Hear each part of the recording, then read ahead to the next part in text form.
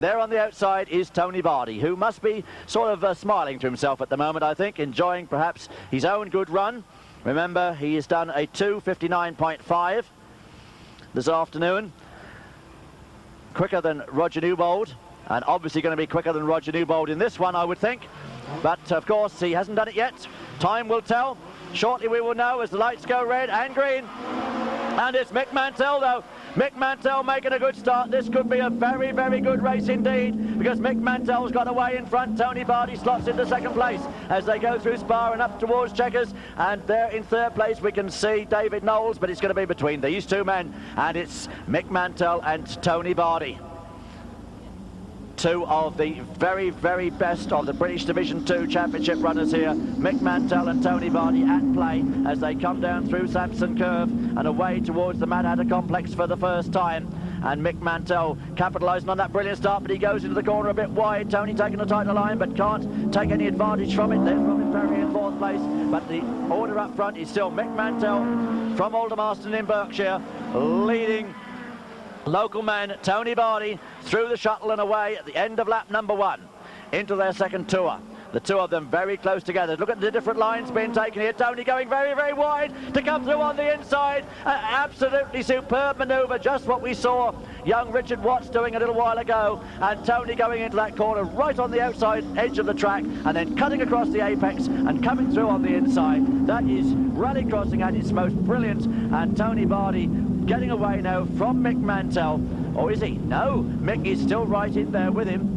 Now I wonder what sort of line these two drivers will take into Chequers corner next time round, because Chequers is one of the most notorious corners here on the Croft circuit. Happily today we haven't seen too many incidents there. Let's see what happens. They're coming up through Spa. Chequers is the next one.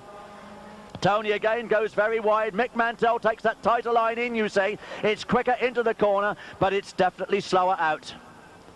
Well, he had little option but to do that, because Tony was out on the wide line, and if Mick had taken the wide line, he would only have been able to follow Tony. So Mick opted for the inside line, and it did pay dividends in the early part of the corner, but coming out, Tony got the advantage, and Tony retains that advantage as he comes down once again. The ever-consistent Mick Mantell right in there with him, though, as they come away out of the Mad Hatter Complex once again. It is still Tony Bardy from Mick Mantell.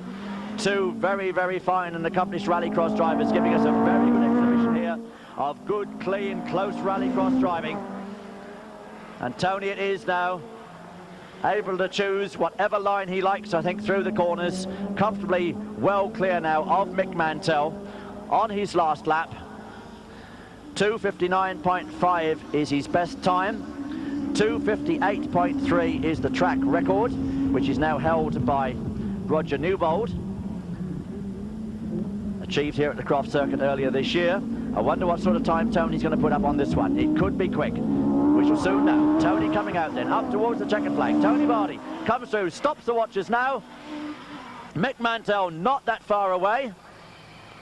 We wait to see who's going to be third, and it's a 2:58, and that's a new track record to Tony Bardy.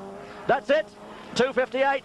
Tony Bardy takes the win there, and with it, he takes the new fastest time ever by a two-wheel drive car around the Croft circuit, 2:58 seconds, 0.3 of a second quicker than the existing track record of Roger Newbold.